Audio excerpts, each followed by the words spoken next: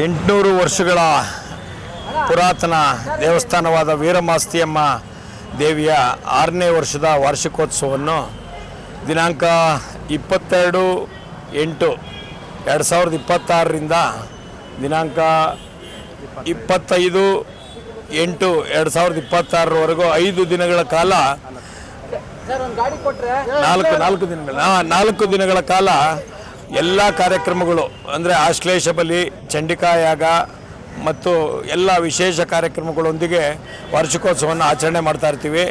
ಎಲ್ಲ ನಮ್ಮ ದಾಸರಳ್ಳಿಯ ಕ್ಷೇತ್ರದ ಎಲ್ಲ ಭಕ್ತಾದಿಗಳು ಹಾಗೂ ಆ ದೇವಿಯ ಎಲ್ಲ ಭಕ್ತಾದಿಗಳು ದಯವಿಟ್ಟು ಈ ಕಾರ್ಯಕ್ರಮಕ್ಕೆ ಹಾಜರಾಗಿ ತಾಯಿಯ ಆಶೀರ್ವಾದವನ್ನು ಪಡೆಯುವ ಮೂಲಕ ಪ್ರತಿಯೊಬ್ಬರಿಗೂ ಅಲ್ಲಿ ಬಂದು ಏನೇನು ಅವ್ರ ಕೈಯಿಂದ ಆಗ್ತದೆ ಆ ಕೆಲಸಗಳನ್ನ ಮಾಡೋ ಮೂಲಕ ವಾರ್ಷಿಕೋತ್ಸವವನ್ನು ಅತಿ ಹೆಚ್ಚು ಯಶಸ್ವಿಗೊಳಿಸಬೇಕು ಅಂತ ಎಲ್ಲ ಭಕ್ತಾದಿಗಳಲ್ಲಿ ನಾನು ಕೇಳ್ಕೊತಾ ಇದ್ದೀನಿ. ದೇವಿಯ ಒಂದು ವಿಶೇಷತೆ ಏನಿಲ್ಲ.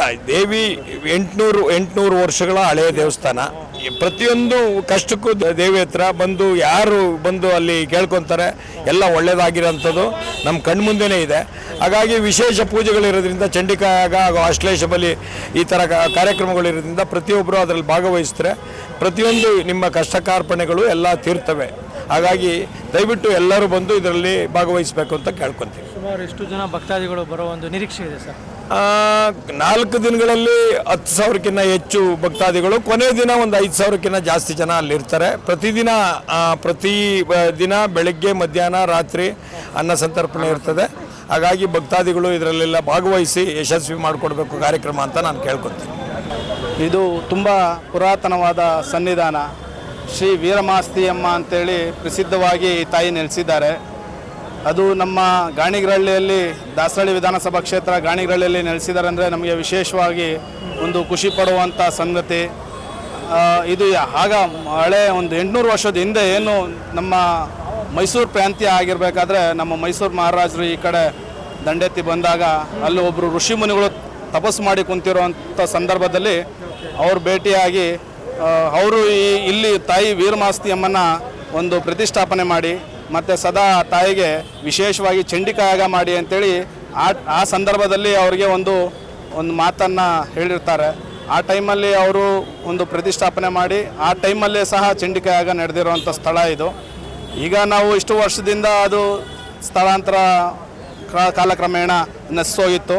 ಈಗ ನಾವು ಅದನ್ನು ಅಷ್ಟಮಂಗಳ ಪ್ರಶ್ನೆಯಲ್ಲಿ ನಾವು ಅದನ್ನು ಪರಿಶೀಲನೆ ಮಾಡಿದಾಗ ಈ ಬಂದಿರೋವಂಥ ಉತ್ತರದಲ್ಲಿ ನಾವು ತಿಳ್ಕೊಂಡು ಈ ತಾಯಿ ಒಂದು ಸಾಧಾರಣವಾಗಿ ಒಂದು 6 ವರ್ಷದಿಂದ ತಾಯಿಗೆ ವಿಶೇಷವಾಗಿ ಚಂಡಿಕಾ ಯಾಗ ಹೋಮ ಮತ್ತು ಆಶ್ಲೇಷ ಬಲಿ ಪೂಜೆ, ಇನ್ನು ವಿಶೇಷವಾದ ಪೂಜೆಗಳು ಸಹ ಒಂದು ಗಣಪತಿ ಹೋಮ ಆಗಿರ್ಬೋದು, ಸುಮಾರಷ್ಟು 4 ದಿನ ಸತತವಾಗಿ 22ರಿಂದ 25ನೇ ತಾರೀಕುವರೆಗೂ ವಿಶೇಷವಾಗಿ ಒಂದು ವಿಶೇಷ ಪೂಜೆಗಳನ್ನ ಆಹ್ವಾನಿಸ್ತಾ ಇದ್ದಾರೆ.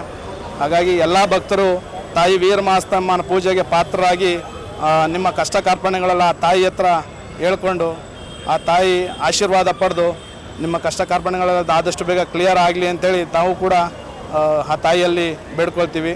ಎಲ್ಲರೂ ಸಹ ತಾಯಿ ವೀರಮಾಸ್ತಿಯಮ್ಮನ ಪೂಜೆಗೆ ಪಾತ್ರರಾಗಿ ಆಗಬೇಕಂದೇಳಿ ನಾವು ಕಳಕಳಿ ಮನವಿ ಅಂತೇಳಿ ಮಾಡ್ತೀವಿ.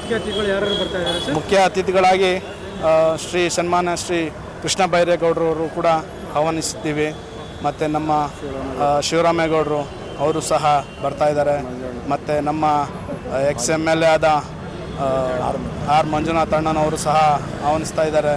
ಹಾಗಾಗಿ ಎಲ್ಲರೂ ಸಹ ಭಕ್ತಾದಿಗಳು ಶ್ರೀ ವೀರಮಾಸ್ತಮ್ಮ ಪೂಜೆಗೆ ಬಂದು ಎಲ್ಲರೂ ಕೂಡ ಪಾತ್ರರಾಗಬೇಕೆಂದು ಕಳಕಳಿ ಮನವಿ. ಧನ್ಯವಾದಗಳು.